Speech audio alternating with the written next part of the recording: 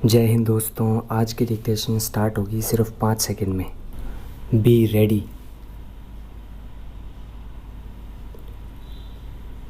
Start. सभापति महोदय, प्रतिदिन छोटी मोटी झड़पें होती रहती है। हमारी फौजें बड़े उत्साह से उनके मुकाबले में खड़ी है।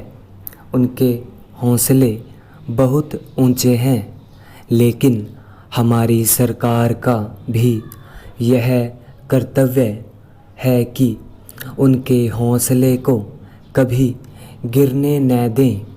उन्हें हर तरह की सुविधा प्रदान की जाए जिससे उनका आत्मविश्वास बढ़े।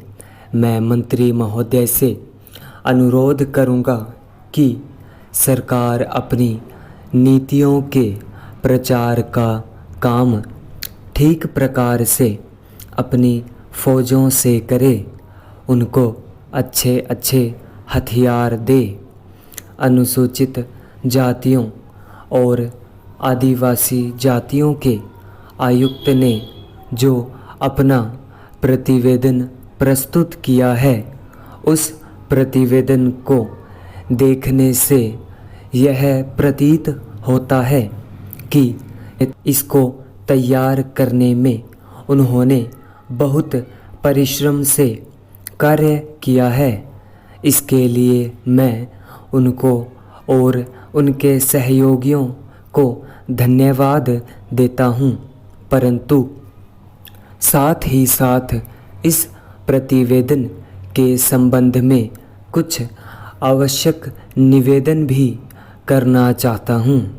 पहली बात तो यह है कि इस प्रतिवेदन को देखने से ऐसा प्रतीत होता है कि इन कार्यों के लिए जिस धन का उपयोग होता है वह 3 साधनों से उपलब्ध होता है।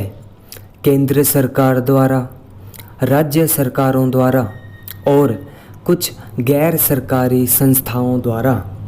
प्रतिवेदन के अनुसार जितना धन इन कार्यों पर व्यय करने के लिए दिया जाता है, उतना धन पूरी तरह से व्यय नहीं हो पाता। मैं यह भी नहीं कह सकता कि आवश्यकता से अधिक धन दिया जाता है या कार्यकर्ताओं को वह धन प्राप्त ही नहीं होता, जिसके कारण से वह बिना खर्च हुए बच जाता है।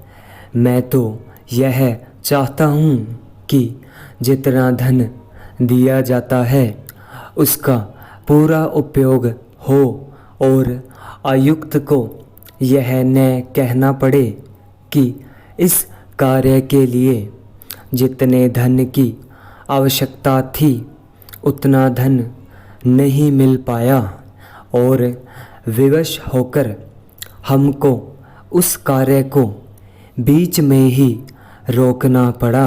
By paragraph change. जहाँ तक राज्य सरकारों का संबंध है, बहुत सी राज्य सरकारें अभी तक इस कार्य में असावधानी से काम ले रही है और इस कार्य को उपेक्षा की दृष्टि से देखती है। आयुक्त ने इस बात की शिकायत की है कि बहुत सी राज्य सरकारों ने अनेक पत्र भेजने के बाद भी अभी तक अपनी रिपोर्ट नहीं भेजी है। मैं चाहता हूँ कि सरकार इस तरफ निष्ठापूर्वक ध्यान दे। राज्य सरकारों पर दबाव डाला जाए कि वे इस दायित्व के प्रति सचेत हों और आयुक्त को उनके कार्य में पूरा सहयोग प्रदान करें।